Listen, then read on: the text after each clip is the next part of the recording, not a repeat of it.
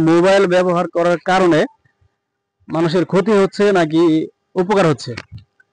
আসসালামু আলাইকুম। Mobile use করতেছি, এই মোবাইল ইউজ করার কারণে আসলে মানুষের কি ক্ষতি হচ্ছে নাকি আসলে উপকার হচ্ছে? আসলে বিষয়টা দুই দিক দিয়ে বিবেচনা করা যেতে পারে। আমরা যদি এটা ভালো কাজে ইউজ করি ফোনটা, তাহলে সেক্ষেত্রে এটা আমার জন্য ভালো। আর যদি এটা আমি খারাপ কাজে ব্যবহার করি, তাহলে সেটা আমার জন্য খারাপ। এখন ফোনটা আসলে আমি কিভাবে ইউজ করতেছি, এটা ডিপেন্ড করতেছে আমার উপর। তাহলে সেক্ষেত্রে বোঝা যাবে যে এটা আমার জন্য ক্ষতি হচ্ছে নাকি ভালো হচ্ছে। Thank you. ভাই আপনার মতামত কি? আমিও ভাইয়ের সাথে একমত। এখানে আমরা কিভাবে ফোনটা ইউজ করি, হ্যাঁ? তার উপর আমরা যদি দৈনিক মনে করেন যে শিক্ষণীয় কিছু দেখি, যেমন ইউটিউবে আমরা যদি আমি সকালবেলা আমি একটা নামাজ শিক্ষা ভিডিও দেখে আসছি, হ্যাঁ? ওইখান থেকে আমার মনে হয়েছে যে এইখানে যদি আমি এইভাবে ব্যয় করি তাহলে এটা আমার জন্য ভালো। এখন আমি যদি মোবাইলটাকে গ্যাম্বলিং বা বেটিং এর কাজে ব্যবহার করি, সেই ক্ষেত্রে তো এটা ভালো কাজে ব্যবহার না। সবকিছুরই আবিষ্কার বিজ্ঞান করছে উপকারের জন্য, কিন্তু আমরা ওটা যদি উল্টা দিকে ব্যবহার করি তাহলে বা খারাপ দিকে ব্যবহার করি, ওটা আমাদের ক্ষতি হবে, এটাই স্বাভাবিক ব্যাপার। প্রত্যেকটা ওষুধের যেরকম একটা ডোজ আছে, যদি আমরা পরিমিত মাত্রায় নেই তাহলে ওটা আমাদের জন্য উপকারী, কিন্তু যদি অতিরিক্ত হয় বা ওভারডোজ হয় সেটা আমাদের জন্য ক্ষতিকারক। মোবাইলের ক্ষেত্রে সেম। এখন আমরা তো মোবাইল নির্ভর হয়ে গেছে, চাইলেও আমরা এটা জানি যে এটা ব্যাড ইফেক্ট আছে, চাইলেও আমরা এটা ইগনোর করতে পারবো না, কারণ হ্যাঁ তারপর আমাদের কাজকর্ম বলেন, জীবিকা বলেন, সবকিছু বর্তমানে মোবাইলের উপর নির্ভর করতেছে। তখন দেখা যায় যারা জীবিকার খাতিরে করতে তাদের তো করতে হইতেছে, এটা আমাদের জন্য উপকার। আর যারা ধরেন অবসর সময় ধরেন আগে ফোন না থাকলে মাঠে গিয়ে খেলতো পোলাবেন না, তাদের জন্য তো অবশ্যই এটা ব্যাড ইফেক্ট, ঠিক আছে?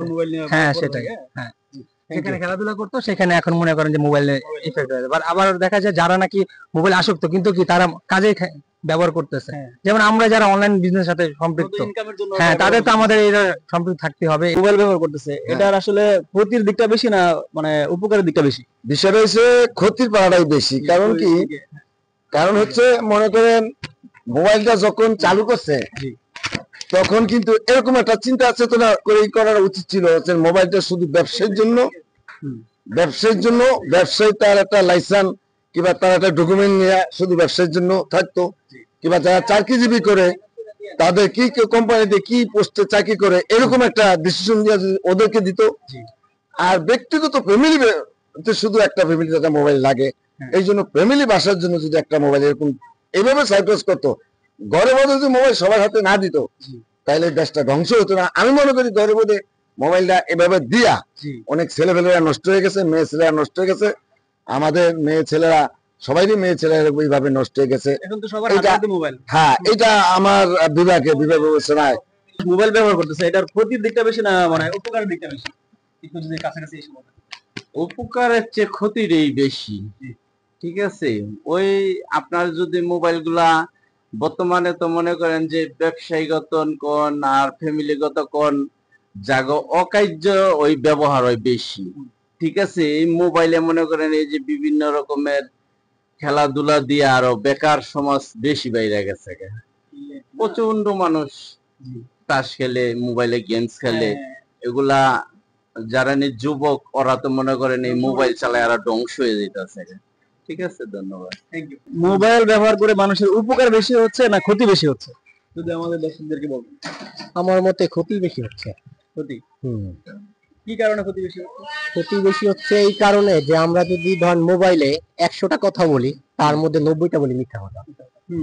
তো এটা হলো সবচেয়ে আমাদের ইসলামের দৃষ্টি থেকে মিথ্যা কথাটাই হলো সবচেয়ে বড় ভয়ানক। হ্যাঁ, তো মিথ্যে বললো কি যে মিথ্যা হলো পাপের উৎস, সব পাপের। তাহলে উপকারের চেয়ে ক্ষতি বেশি। আগে ধরেন আমাদের চিঠির মাধ্যম ছিল, তখন আমরা কি মিথ্যা কথা বলতে পারতাম না, আমরা যেটাই সত্যি মানে ওইটা লেখা নিতাম। কিন্তু এখন কি বলি, ধরেন আছি মিরাজনগর বাজারে, কিন্তু ফোনে কথা বলতেছি, বললাম যে আমি আছি মানে মিথ্যার প্রতি বেশি হয়ে যাচ্ছে।